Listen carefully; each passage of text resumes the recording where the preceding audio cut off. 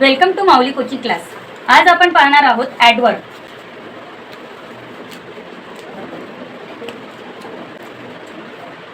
Adverb means क्रियाविशेषण. या आधीच्या लेक्चरमध्ये आपण वर्ब बद्दल शिकलो आहे. आता त्या क्रियेला विशेष करणारी क्रिया कोणती असते ते आज आपण आजच्या भागामध्ये पाहणार आहोत. Adverb is words that tells something more about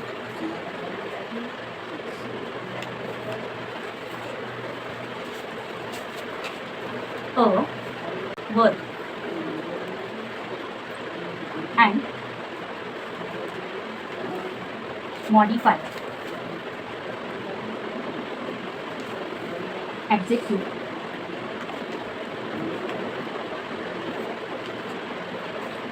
and adverb in a sentence.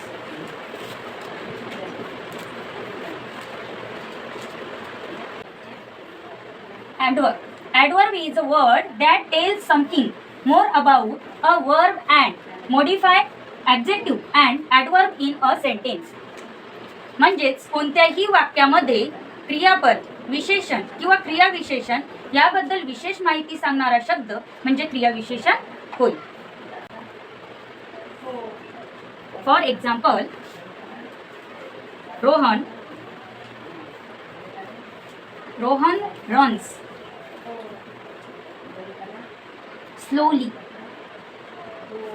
Slowly full stop. वाक्याची सुरुवात कशाने करायची? कॅपिटल लेटरनी आणि शेवट कशाने करायचा? फुल स्टॉपने. रोहन हा काय झाला? सब्जेक्ट झाला. रन्स हे काय झालं? वर्ब झालं. आणि स्लोली हे काय झालं? ॲडवर्ब झालं. काय झालं? ॲडवर्ब म्हणजे क्रिया विशेषण. सब्जेक्ट, वर्ब अँड ॲडवर्ब या तीनही वर्ड्सचा उपयोग या वाक्यामध्ये झालेला आहे. तर अशा पद्धतीने क्रियाविशेषणाचे कॉमन सेंटेन्स आपल्याला करायचे असतात. रोहन आरामात धावत होता. ॲडवर्ब. टाइप्स ऑफ ॲडवर्ब पाहणार आहोत आणि त्या प्रत्येक ॲडवर्बमध्ये WH टाइप्स प्रमाणे क्वेश्चन विचारले जातात आणि त्याचे आन्सर सोडवले जातात. तर त्या सगळ्यांवर तुम्हाला लक्ष द्यायचं आहे. फर्स्ट टाइप्स आहे ॲडवर्ब ऑफ मॅनर, म्हणजेच रीतिवाचक क्रियाविशेषण.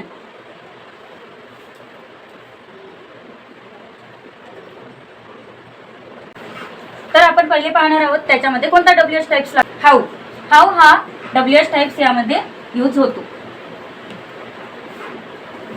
फर्स्ट क्वेश्चन, ही स्विम्स वेल.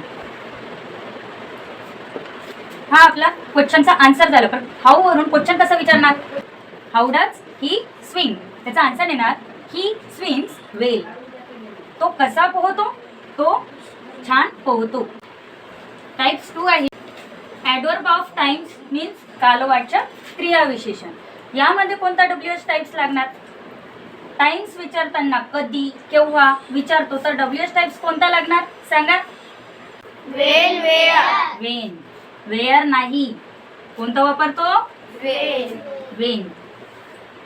फर्स्ट या टाइप्स मध्ये आन्सर आलेला आहे ही इज कमिंग टुमारो आणि क्वेश्चन येणार आहे वेन ही इज कमिंग म्हणजे तो कधी येणार आहे?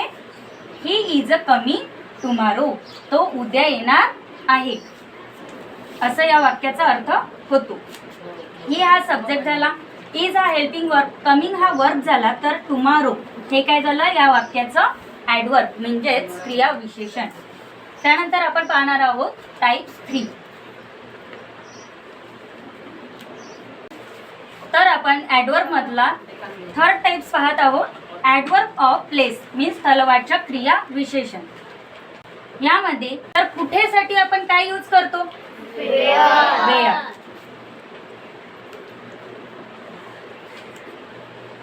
वेअर यूज करतो. वेअर मीन्स कुठे. वेअर इज ही गोईंग, तो कुठे जात आहे. ही इज गोईंग देअर, तो तिकडे जात आहे. ही means subject, is helping work, going work, तर देअर मीन्स ॲडवर्ब या सेंटेन्समध्ये लागलेले आहेत. आता आपण पाहणार आहोत ॲडवर्ब मधला 4th number types. Adverb of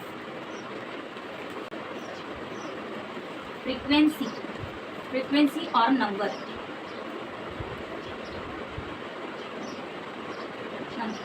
म्हणजेच संख्यावाचक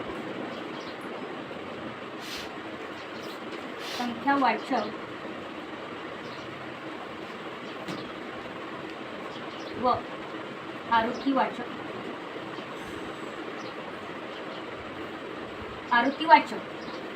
विशेषण, क्रिया विशेषण.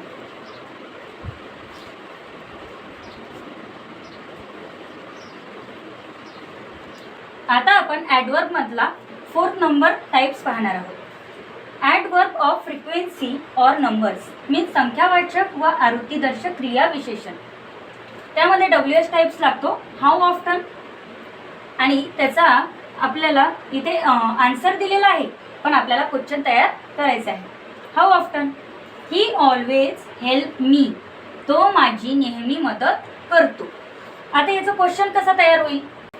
How often does he help you, तो तुमची कितीदा म्हणजे किती वेळा मदत करतो. तो माझी नेहमी मदत करतो. तो तुमची किती वेळा मदत करतो. तो माझी नेहमी मदत करतो. त्यानंतर आहे ॲडवर्ब मधला 5th number types. Adverb of degree और क्वांटिटी, परिणामवाचक क्रियाविशेषण. यामध्ये हाऊ मच हा WH टाइप्स लागलेला आहे आणि आन्सर दिलेला आहे शी इज टू लेझी, ती खूप आळशी आहे. आता याचा क्वेश्चन कसा तयार करणार. How much lazy is she, how much lazy is she, ती किती आळशी आहे.